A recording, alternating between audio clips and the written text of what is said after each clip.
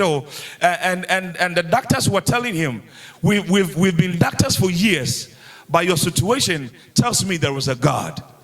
The guy was pierced 35 times by one person. 35 times. So there were 35 stitches. And the doctor said the reason why we are saying there was a God is that each piercing that you had escaped a lung, escaped an intestine, escaped something that could kill you.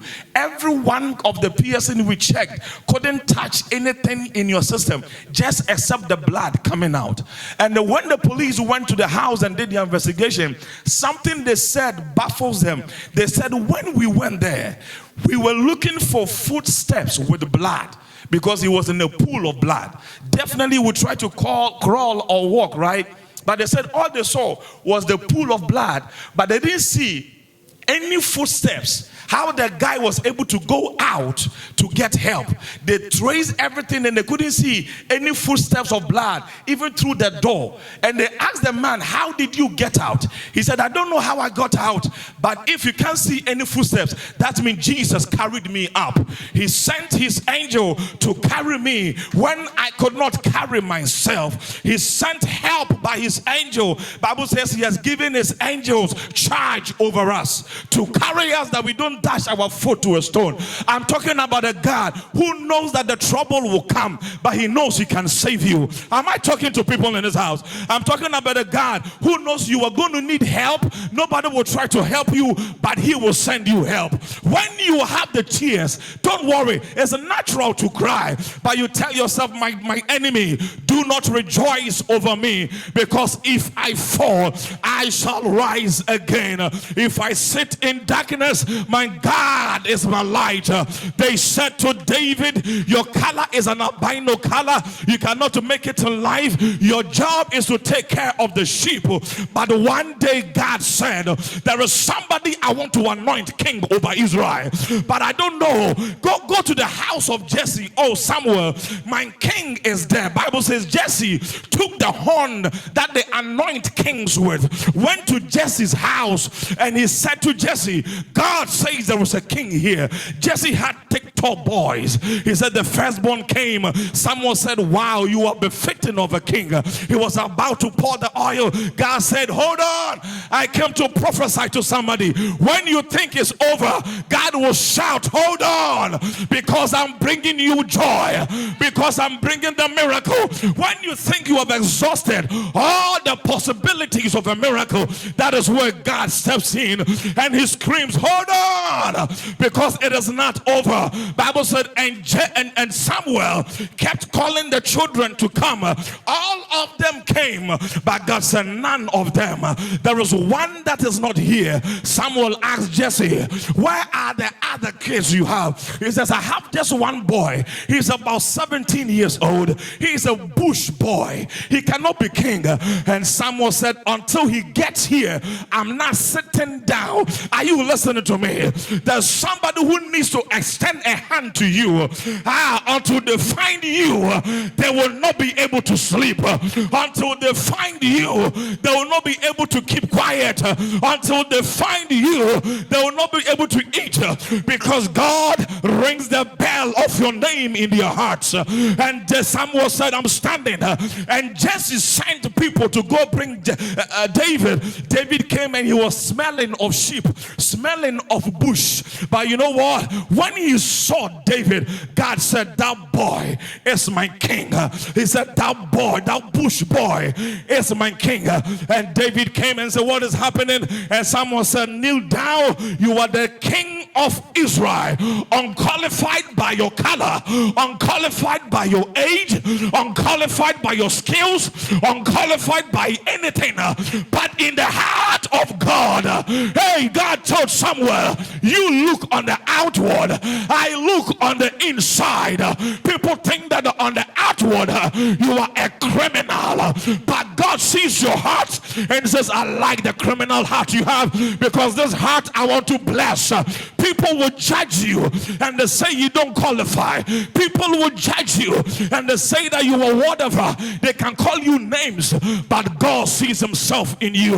Am I I speaking to the church of God? If there is any gift you can give God, it's a gift of trust. Trust him. If there is any gift you can give God, it's a gift of thanksgiving.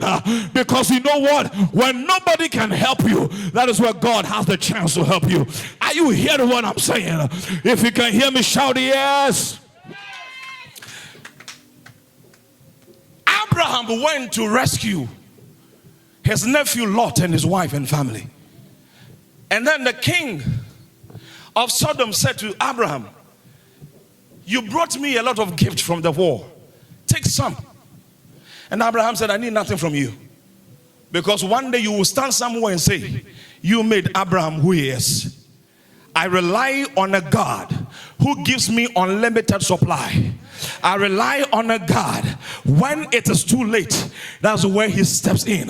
He is never too early. He is never too late. He comes in his time. And Bible says in his time he makes all things beautiful. I came to announce to somebody, you think you are out of time, but something about beauty is about to hit your destiny, because when you are out of time is when God says it is time. Oh boy, there was a woman I know for years. She never married. She never had a man even say hello to her, and she grew up and became like 50 years old and given up in life because she thinks there was something about her that men don't like. 50 years old and nobody, not a single man ever said hello to her.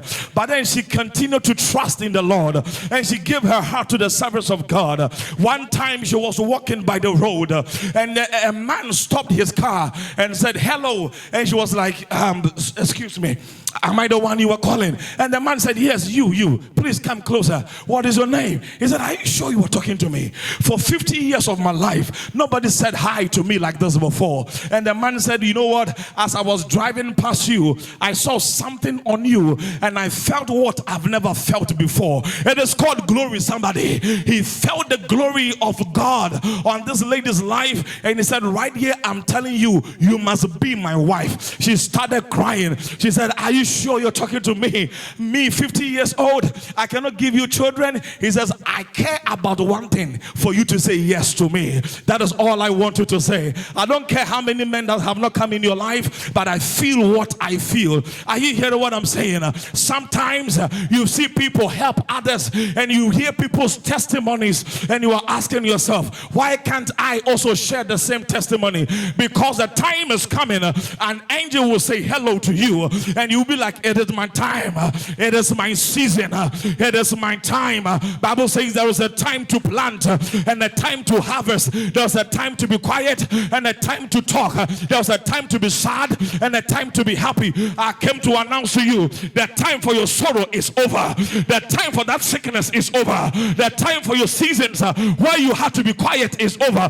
Now it's time for you to shine. Can somebody shout, I'm shining? I'm shining. I'm shining. I said it's time for you to shine.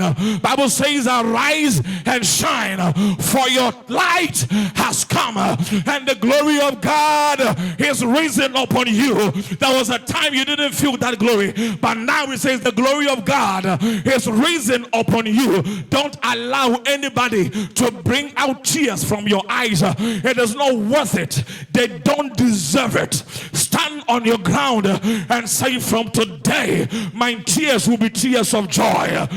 Shanti Pakatadadaya. From today, my tears will be tears of thanksgiving. Had it not been the Lord on our side, don't you remember what you went through? Had it not been the Lord on your side, don't you remember what they said about you? Had it not been the Lord on your side, don't you remember that accident that happened to you? Had it not been the Lord on your side, don't you remember when your family rejected you? But had it not been the Lord on your side, sometimes when they think they reject you, it is the end of your destiny. But I come to announce to you prophetically, sometimes separation before promotion. Did somebody hear me? Sometimes separation before promotion. When that separation happens, it is time to walk into the door of your promotion. Lift up your voice and say, God, I give you my praise. Oh, had it not been the Lord on our side. Ephesians 3:20, he says God is able to do exceeding abundantly above what we can ask for, above what we can imagine. Am I talking to somebody? There is a God in heaven. He is able to do more than you ask. So your asking is even limited because he has unlimited supply for you. Cheer up. Give somebody a high five and say cheer up. Cheer up, cheer up. No need to cry no more. Just cheer up. Why? Because the name of the Lord is a strong tower. I said what? The name of the Lord is a strong tower. When we run into it, when we run into that name, nobody touches us. Every day you tell yourself you are untouchable because you are the son and the daughter of the king. Are you hearing what I'm saying? Your bodyguards are too many, just that you can't see them.